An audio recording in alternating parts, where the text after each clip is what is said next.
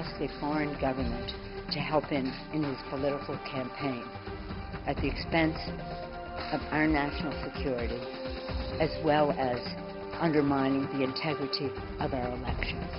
On today's World Insight with Tian Wei, impeachment proceedings in the U.S. and the British Parliament in uproar. Are the world's oldest democracies threatened from within? And animal rights icon Jane Goodall breaks down the barriers between humans and chimpanzees. How has her message of conservation been received in the urban jungle?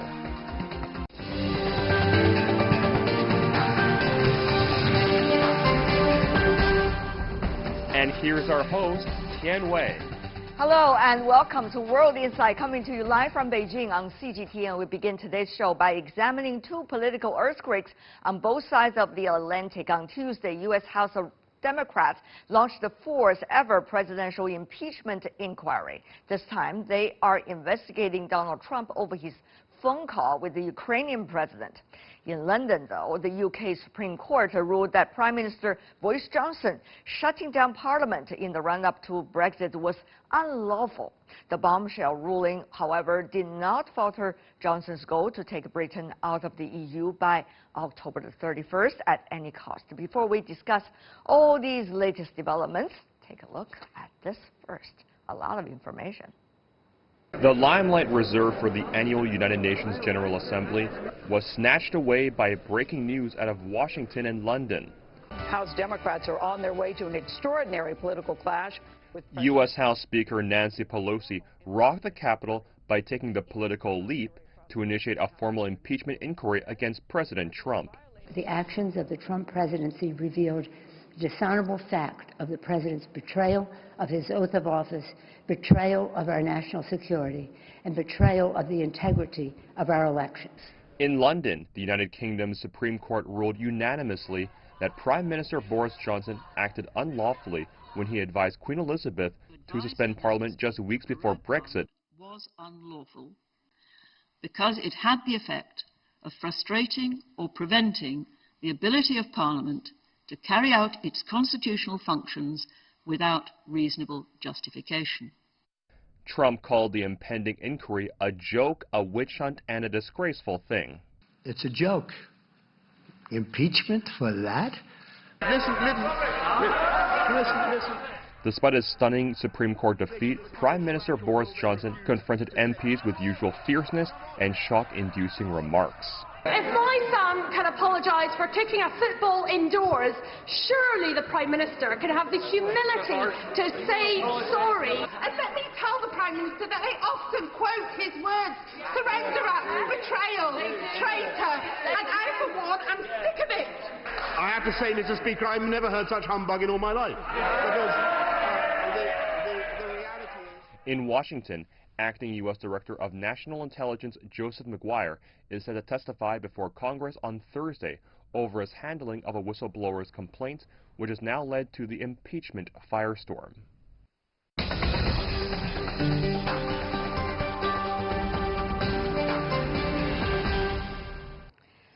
For more on the Trump impeachment proceedings and the British Parliament return to session, we joined in London Ian Beck, a professor at the European Institute and director of the Darendorf Forum of the London School of Economics and Political Science.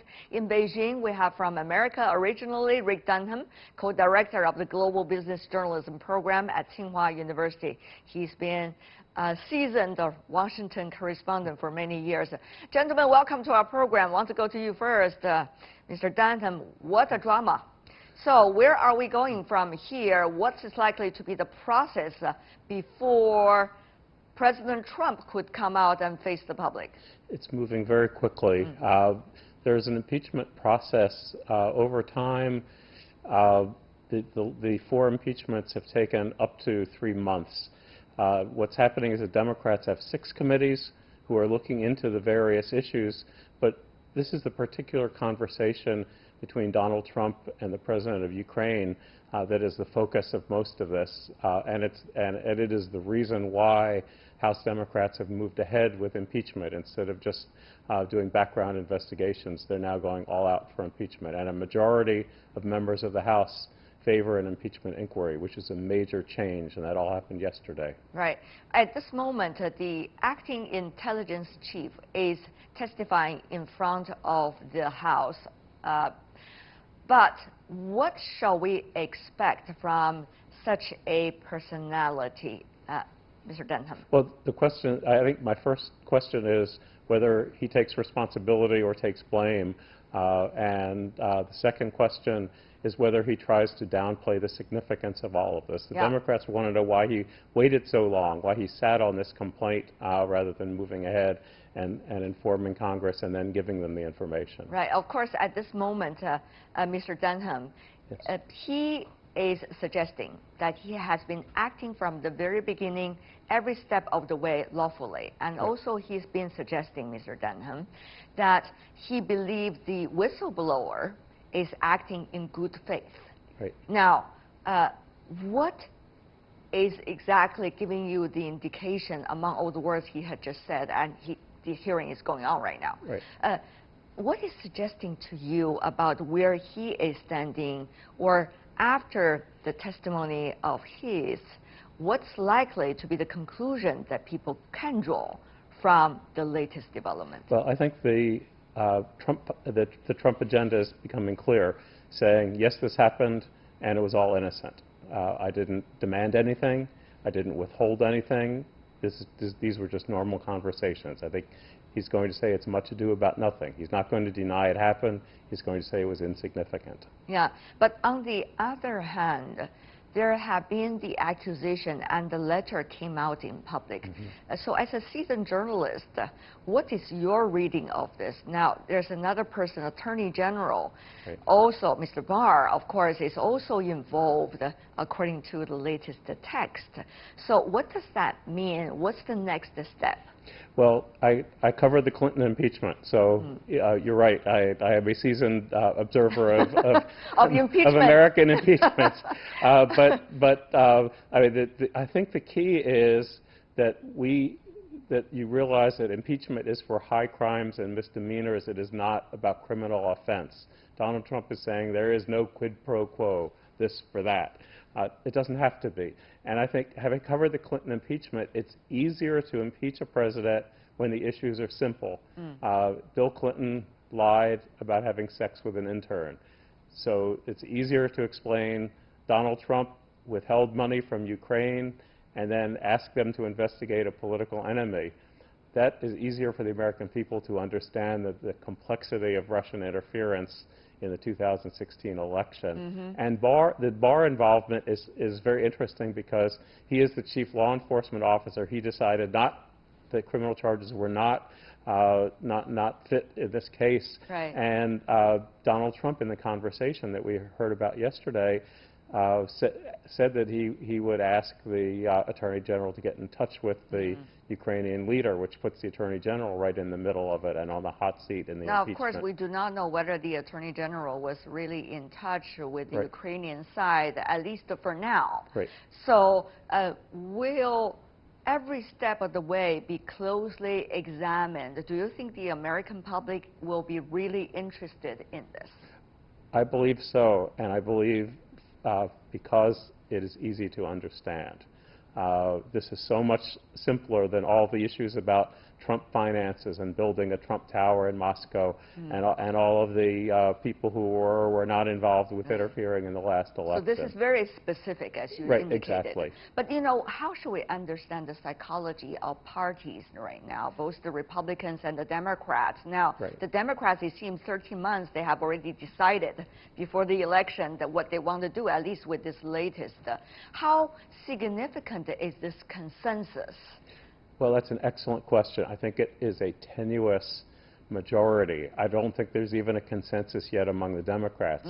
They have a majority of the House in favor of moving forward, but the Democratic Party itself is not yet united on the need to or the desire to actually impeach or try to remove Trump. So I think before you can have an impeachment vote, the Democrats have to move from where they are now to believe that there is evidence. And I think that there has to be more evidence that we've seen thus far before he would be impeached by the House. But Nancy Pelosi's under a lot of pressure because the majority of the House Democrats are to her left, and they want Donald Trump gone, and they don't want to wait until the 2020 election. What about the Republicans? Now, the Republicans earlier rallied behind Donald Trump.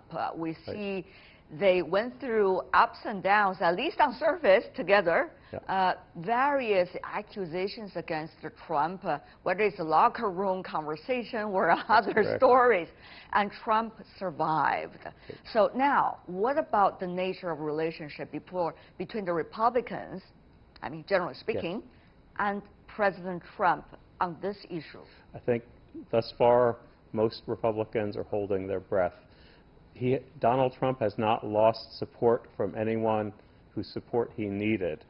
There really are only two Republicans who have been outwardly critical: Mitt Romney, who was the 2012 nominee and has never been a Trump fan, and Senator Sass, who was critical of Trump in 2016, although he has in recent months been more positive. But Donald Trump has not lost any of his core support. That's very important. Not yet.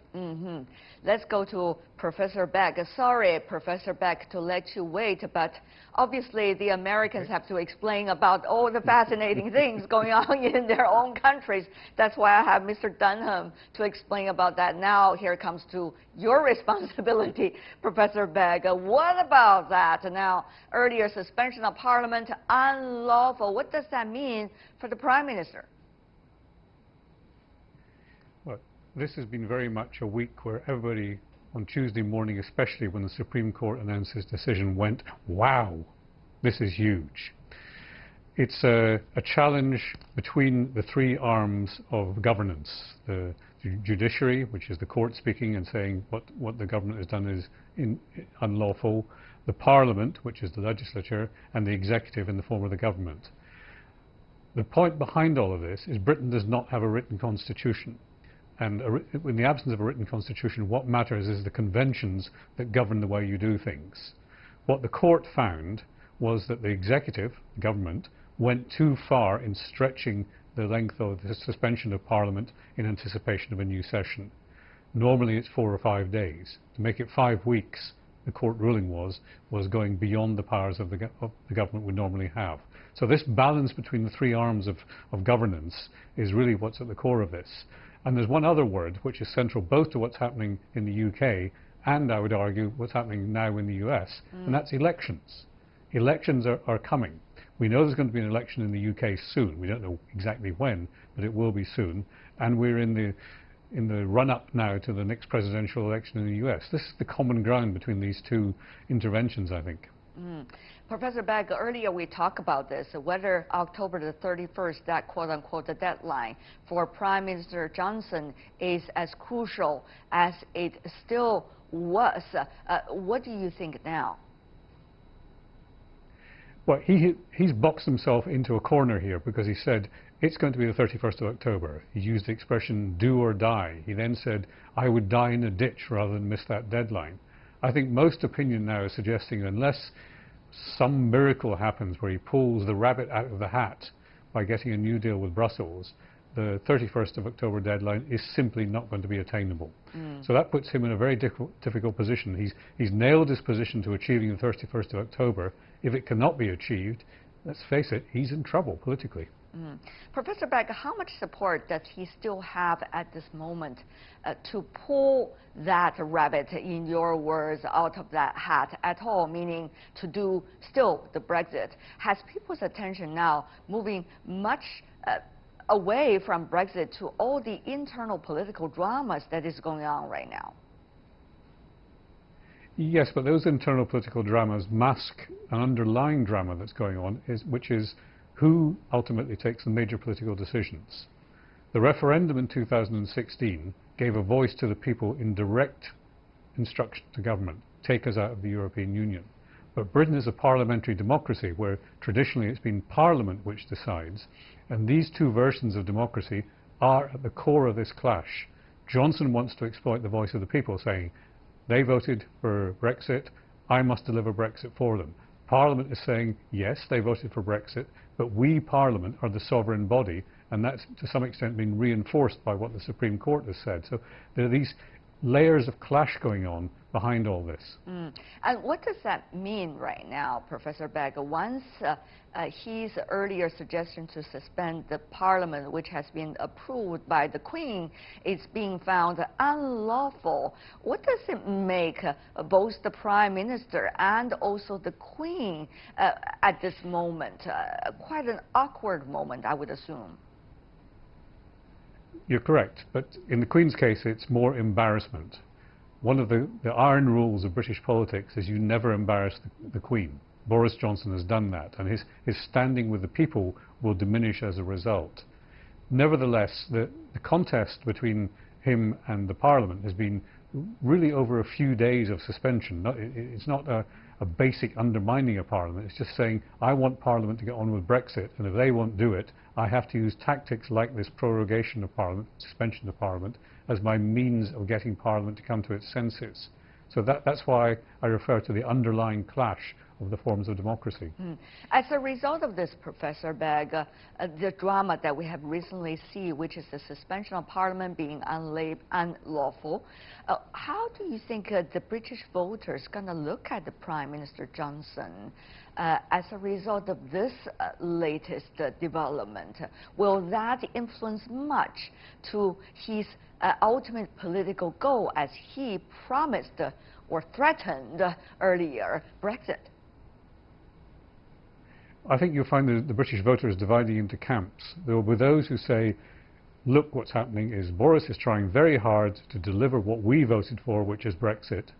And there'll be others who are saying, he is breaking all the rules. We do not like that in a Prime Minister. He should go because he is undermining long-standing democratic principles in this country. So these two sorts of camps, and then you have the further split between those who are for leave the European Union and those who remain. And we've even lost sight of our traditional politics spectrum of left and right. It's all been overlaid by these two new sorts of divisions.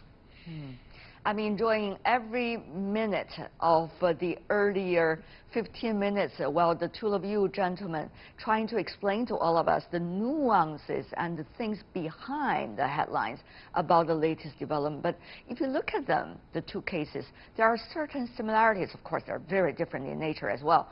Mr. Dunham and Professor Begg, both of these leaders, President Trump and Prime Minister Johnson, were considered as rebellious figures in their own ways. Meanwhile, they have been challenging some of the fundamental ways of doing things when becoming the heads of state or important person in the government. And now they are facing something about their own personal credibility. So where do you think your local politics, I mean your national politics, is going from here? Professor Begg, you want to go first? Well, you could add they both have wild blonde hair and have eccentric personalities. So this comes into the story as well. I think that Boris Johnson is being exposed. He came into power with a very rigid agenda. He was going to deliver Brexit on time. He created a government of very right-wing figures who are very pro-Brexit. And now it's all kind of unraveling for him. So I think he's being tested in the job, and I believe he's being found wanting. I'd be surprised if he actually survives this. Interesting. That's quite a prediction, Professor Begg, you just made. I hope you realize that. Mr. Dunham, I do, yes. Mr. Dunham, besides the hairstyle and the color of it, what do you think? Well, first, I mean, they share a populism, they share an anti-establishment feeling, and they like to break norms or rules. So-called norms and rules. Right, exactly. And I do think that the system of government, the differences are important. The British parliamentary system, I think that's one reason Boris Johnson probably won't last as long as Donald Trump, because he has lost all of the votes in Parliament since he became Prime Minister. He's basically lost control of the majority, and you can only govern in Parliament if you control a majority. The President of the United States has a lot of executive power. Donald Trump has challenged, since he's become President, he's challenged all norms of the limits of executive power, basically telling people or countries, sue me, let's get into a trade war.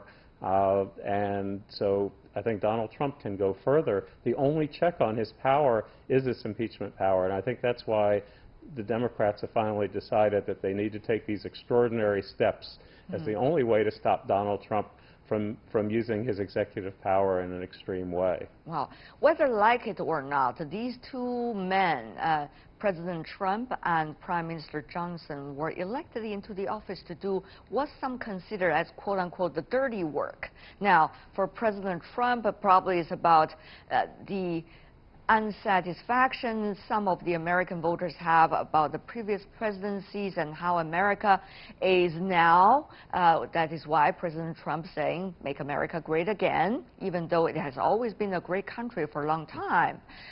Professor Begg, also for Prime Minister Johnson, it's dirty work of Brexit. There has been ups and downs about it, enough drama for the British voters as well. Some of them already regret their earlier decision. But anyway, so what about these two leaders, the time when they were born as leaders?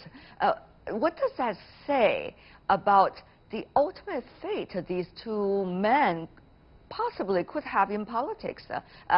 Professor Begg, you want to go first once again? Well, I think it's pretty clear that the UK is heading for an election. It's not clear what sort of outcome to expect, because that is all hinging on whether or not there's progress on making Brexit happen. If there isn't, I suspect we're ultimately going to end up, instead of having, or as well as having an election perhaps, going to a further referendum on EU membership. I think that Boris Johnson is going to struggle to stay in power for two main reasons. One is he's not been performing very well in the job, as you've seen, because, as you say, he's lost the votes, he's lost this Supreme Court case, he's embarrassed the Queens, and these are all things that clever, skillful prime ministers don't do. And then one other point, you said he'd been elected. Well, yes, he'd been elected by the members of his own party, but that is a very small electorate. He's never faced an election as prime minister from the people as a whole. So that too will undermine his credibility. Mr. Dunham, what about your assessment of President Trump? Well, I think one thing that Professor Begg just said is interesting, that Boris Johnson never was elected by the people. Donald Trump has a similar issue, that more people voted for Hillary Clinton than voted for him. He's been worried about questions of the legitimacy of his election, both from having gotten fewer votes in the last election and the allegations of Russian interference in the election.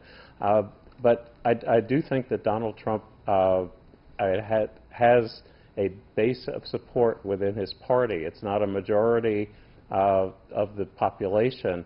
But as long as he maintains that strength among Republican senators, there is no way to dislodge him. There's no way to force him out, unlike with Boris Johnson. And finally, before we go, briefly, maybe 30 to 40 seconds from every one of you, you know, whether they're still in the office is one thing, but the process leading to the result will be a dirty process, quote unquote. And therefore, what does that mean for the other issues that presidents and prime ministers have to handle? For example, for the U.S. case, China-U.S. trade relations and NAFTA and many other things for the prime minister, of course, Brexit or not, a relationship with others. So will other issues be the collateral damage of these two dramatic leaders' fate? Mr. Dunham, go first. I do think that President Trump's legislative agenda is already collateral damage. I don't see him getting much of anything. Very similar to Barack Obama in the final year of his term. But in terms of U.S.-China trade or other issues, the president may be weakened, but that is executive power. He doesn't have to worry about Congress. So yes, the new North American Free Trade Agreement will not pass, but I think he can move ahead with U.S.-China trade. Professor Begg, 30 seconds. Sure. What Boris Johnson wanted to do by suspending Parliament was to initiate what's called the Queen's Speech, which is a new programme of legislation. That would have started to address all the things that have been left on the sidelines by this constant warfare over Brexit. So to that extent, he was at least articulating the need to move on. However, he's stuck with Brexit, and it continues to suck the oxygen out of the British political system. All right. Ian Beck, Rick Dunham, as if we didn't have enough drama, all the latest developments suggest we are to have even more. For now, I want to thank both of you providing the insights and the analysis. Thank you so much, gentlemen, for being with us. Thank you. Thank you, Wei. You're watching World Insight, coming to you from Beijing Live. Still to come on our program. Animal rights icon Jane Goodall breaks down the barriers between humans and chimpanzees. How has her message of conservation been received in the urban jungle? She'll tell me about that in an earlier interview. We'll be back after this.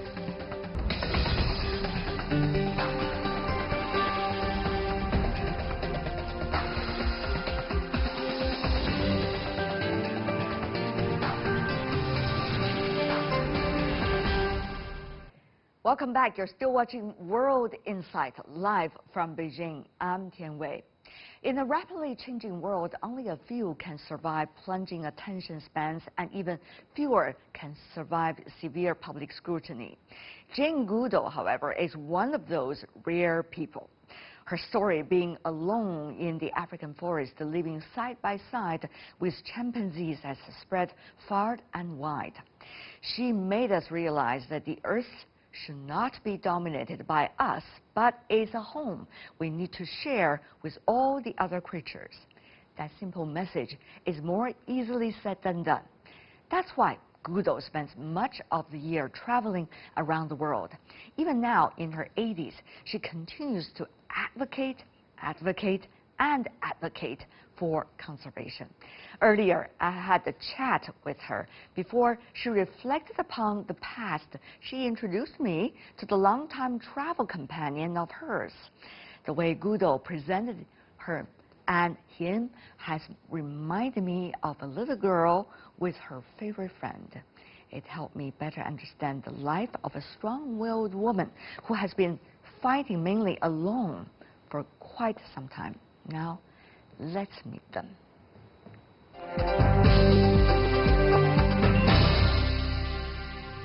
Whoever that is, whether chimpanzee or human being, they all have their very different personalities. Absolutely. So, what exactly is this special relationship you had with Mr. David Greybeard, the chimpanzee? David Greybeard was the first chimpanzee who lost his fear of this peculiar white ape, which is what I was. They'd never seen a white ape before. And so gradually, because he got used to me, I'd approach a group in the forest, and they were all ready to run as usual, and then they would see David sitting calmly, and they'd look from him to me and back, and I suppose they thought, well, she can't be so dangerous after all. So he really introduced me to his friends out in the forest. David was gentle. Really? He was a born leader, not because he was aggressive in getting to the top, but because he was so quick to reassure that the young ones would want to follow him, just because he was a good chap to be around. Did you try to communicate with him about that community that which you became part of? No, you can't. I never tried to communicate with them. On the other hand, on one occasion when I was following him through the forest, I thought I'd lost him, and then I had to crawl through this tangle of vines and stuff, and he was sitting almost as though waiting for me, and so I sat down near him, and there was a ripe palm nut on the ground, so I held it towards him, and he turned away. He obviously didn't want it, so I put my hand closer, and he looked directly into my eyes. He took the nut, he dropped it, he didn't want it, but very gently squeezed my fingers. That's how chimpanzees reassure each other. So in that one moment, we communicated with each other in a language that surely predates human words. Have you ever seen him again once you left? He died before I left. I mean, I was at Gombe from 1960 to 1986. I was in the forest most of that time, and already David he disappeared during an epidemic of something like pneumonia. Are you a member of the community you were No. thinking, or you were a researcher whom they took as a member of the community? No, Have you drawn that line always clear, or it's actually very blurred? The line between us and them is very blurred. But I never tried to get into their community. I just wanted their trust so that they let me. It was like sitting and almost looking through a window. They trusted me. They knew I wasn't a member of their community. I didn't try and communicate with them. But they didn't mind me wandering about. I wasn't harming them. And so I was able to learn the secrets of their lives. I think I learned about that as a child when I was up in my tree daydreaming, up as close to the birds as I could get, out with my dog, watching birds. We had a little wilderness near us. So out in the forest, I didn't really learn much about myself, but I did have opportunity to feel one with nature, and that was just a magical feeling. I think it comes close to Zen meditation. When you have a moment to yourself when you're visiting Gombe, what would you do? Well, I visit Gombe twice a year, and I always go out in the forest, and I always insist on one day when I'm out in the forest by myself to renew my spirit. It's spiritual food for me to be out in that forest that I love so much. But what was it like for you as a researcher in the wild in Africa at that time? As I got to know the chimpanzees better and could sit with them for long hours, and then they began to allow me to actually follow them, it was the attainment of my childhood dream. It was very hard work. The country at Gombe is very hilly, so there's a lot of climbing steep slopes and quite often losing the chimpanzees.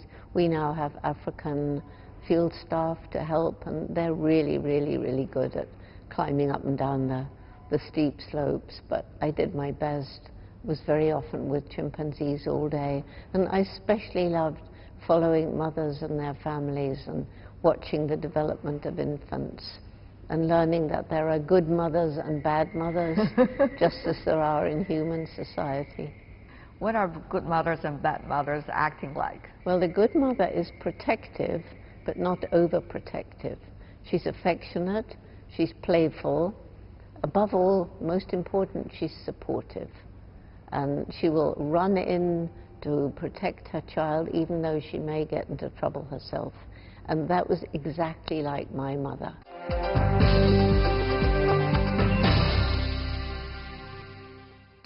Controversy is something that pioneers can never escape from. Jane Goodall experienced it from the academic community. At the time, she was often described as the National Geographic cover girl rather than a respected anthropologist. Meanwhile, she said she lacked the passion to be part of the mainstream academia because she discovered a totally different version of relations between humans and chimpanzees. Goodall's passion for animals brought her to Africa, where she soon met with the famed anthropologist Louis Leakey. Although she had no formal scientific education and lacked even a general college degree, Leakey still hired her as a secretary and invited her to participate in a program researching chimpanzees in Tanzania.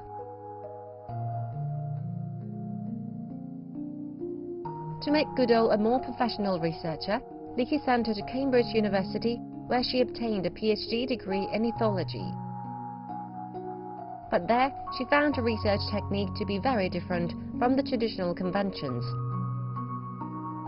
At that time, the community generally acknowledged only human beings as having personalities and emotions like joy and sorrow.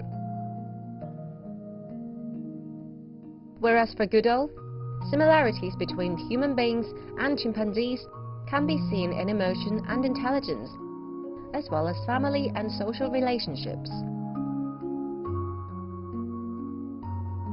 She gave them names such as Fifi and Davy Greybeard and observed them to have unique and individual personalities. That led to a hot debate among scholars and raised questions on her findings.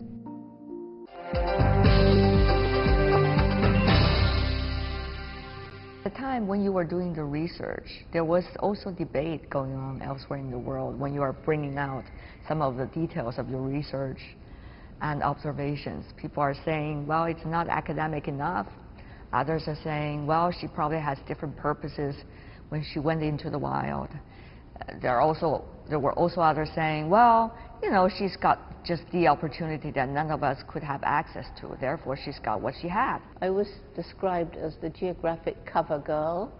That's how I was described. And I remember that title. Yes, she's got there because, you know, she's not bad looking, and so her research is useless because she's too anthropomorphic. But you see, fortunately, I never wanted to be a scientist. When I went out to Gombe, I hadn't been to college. I didn't know what was going to happen. I saved up my money. I got to Africa. I had this luck, or whatever, of meeting Louis Leakey, and he's the one who gave me this opportunity to go and be with chimpanzees. So at that time, I didn't have another world. But after about 2 years, Louis wrote to me and said, I won't always be around to get money for you. You're going to have to get a degree. We don't have time to mess about with a BA. You're going to have to go straight for a PhD. I've got your place in Cambridge University. To do a PhD in ethology. I didn't even know what ethology was. I'd never been to college. So when I got there, I was a bit nervous, as you can probably imagine. And to be told by these professors that I'd done everything wrong. I shouldn't have given the chimpanzees names. They should have had numbers. That would be scientific.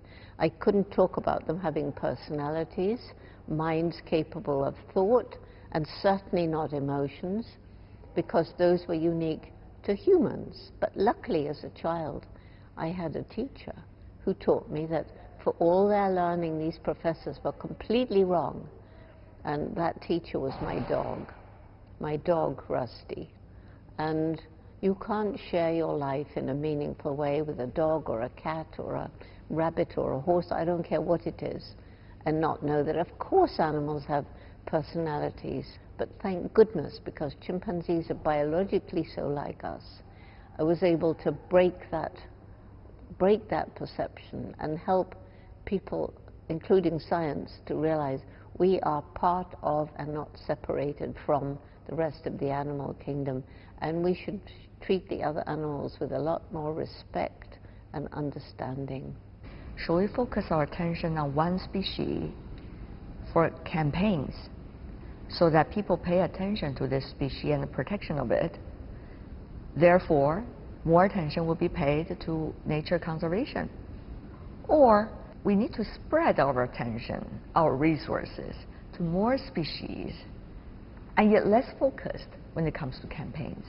I think the lucky thing is that different people are passionate about different animals. And there's enough money out there and enough resources, and especially our young people, our roots and shoots groups, high school, university, they're actually doing an awful lot for particular animals. And you know, who are we to say this animal is more important than that? Fortunately for me, chimpanzees live in the rainforest like the orangutans and the gibbons. And if we protect the rainforest for the chimpanzee home, we're protecting the home of hundreds and thousands of other species as well. And that's always good. And usually, if you protect the habitat for this particular species, you are helping many other species as well. There are debates. For example, panda, the giant panda, getting a lot of attention, a lot of resources for protection, not only here, all over the world. Is that the best way? Well, I know there's a lot of controversy about pandas, and now people are making money. You know, pandas are exported to zoos who pay huge amounts of money to have them because people go to see them. So in a way, you can say they're being exploited. And I definitely think that efforts to conserve the panda in the natural habitat are good. And if one way is to get money from pandas going off to America and getting hundreds of thousands of dollars to have the panda over there, if it's going to be looked after well, and if that's going to help the pandas in the wild, then I think it's not a bad thing. I don't think captive pandas are very unhappy if they're kept in the right environment. Thank you so much, Jane, for being with us. Well, thank you for inviting me to your program.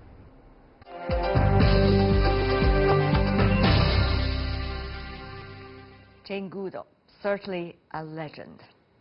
And that is all the time we have for today. If you'd like to see more, try to find us World Insight CGTN into your search engine or check out our YouTube channel. You can also follow us on Twitter, Facebook, and Sina Weibo. From me, Tian Wei, and everyone on the World Insight team, thanks for watching. Tune in again next time for more insights across China and around the world.